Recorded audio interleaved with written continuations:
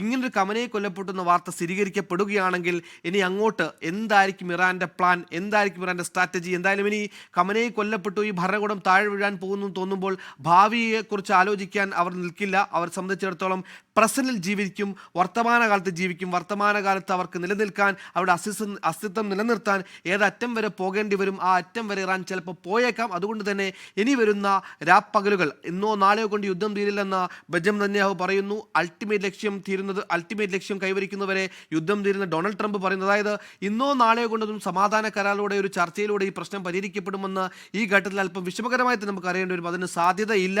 കാരണം piece talks പോലും എവിടെയും തുടങ്ങിയിട്ടില്ല. അതുകൊണ്ട് ഇനി അങ്ങോട്ട് ഇസ്രയേലും അമേരിക്കയും എന്ത് വേണമെങ്കിലും ചെയ്യട്ടെ, ഞങ്ങൾക്കാവുന്നത് ഞങ്ങളും ചെയ്യുമെന്നൊരു പോളിസിയിലേക്ക് ഇറാൻ മാറിയാൽ അത് വലിയ വിപത്തിലേക്കും കാര്യങ്ങൾ നീക്കുവച്ചിരിക്കുക.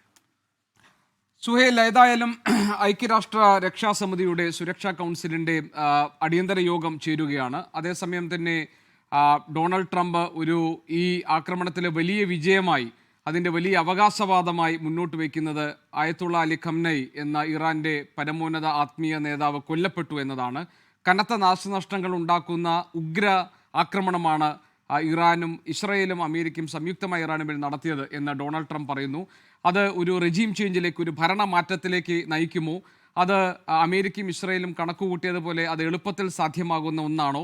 ഖമനൈ കൊല്ലപ്പെട്ടിട്ടുണ്ടെങ്കിൽ തന്നെ അതിൻ്റെ അനന്തരാവകാശികൾ, ഖമനയുടെ അനന്തരാവകാശികൾ നിശ്ചയിക്കപ്പെട്ടിരിക്കുന്ന സാഹചര്യത്തിൽ IRGCയും അതുപോലെ തന്നെ ഇറാനിലെ ഭരണ സംവിധാനങ്ങൾക്കും കോട്ടം തട്ടാതെ മുന്നോട്ട് പോകാൻ കഴിയില്ലേ തുടങ്ങിയ ചോദ്യങ്ങൾ നമ്മുടെ മുന്നിലുണ്ട്. ഏതായാലും ഇറാനിൽ ഇപ്പോൾ നടത്തിയിരിക്കുന്ന ഇസ്രയേൽ അമേരിക്ക സംയുക്ത ആക്രമണം അത് 1-2 ദിവസങ്ങൾ കൊണ്ടോ ഏതാനും മണിക്കൂറുകൾ കൊണ്ടോ ഒന്നും അവസാനിക്കാൻ പോകുന്ന ഒന്നല്ലെന്നും അത് ആഴ്ചകൾ നീണ്ടു നിൽക്കാവുന്ന തുടർച്ചയായ ആക്രമണമായി മാറാൻ സാധ്യതയുണ്ട് എന്നുമുള്ള സൂചന രണ്ട് നേതാക്കളും, ഇസ്രയേൽ പ്രധാനമന്ത്രി ബെഞ്ചമിൻ നെതന്യാഹുവും അതോടൊപ്പം തന്നെ അമേരിക്കൻ പ്രസിഡന്റ് ഡൊണാൾഡ് ട്രംപും നൽകിക്കഴിഞ്ഞു.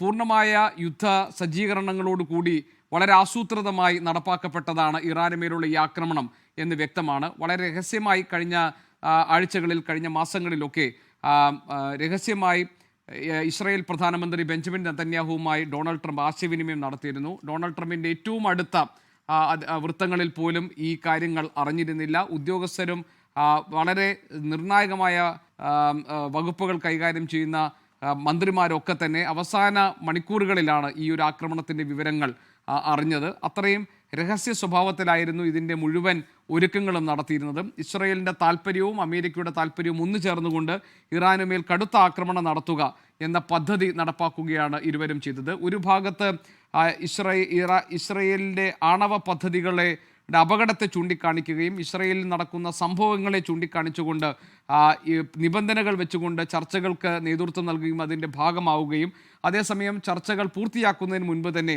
ഇറാനുമേൽ ആക്രമണങ്ങൾ അഴിച്ചുവിടുകയും ചെയ്ത ഇസ്രയേലിനെ അമേരിക്ക ലോകത്തെവിടെയായാലും ഏത് സമയത്തും 24 വാർത്തകളും ഓഗ്മെന്റഡ് റിയാലിറ്റി പാക്കേജുകളും എക്സ്പ്ലെയിനറുകളും വിശദമായി കാണാൻ ഞങ്ങളുടെ യൂട്യൂബ് ചാനൽ നിങ്ങൾക്ക് സബ്സ്ക്രൈബ് ചെയ്യാം.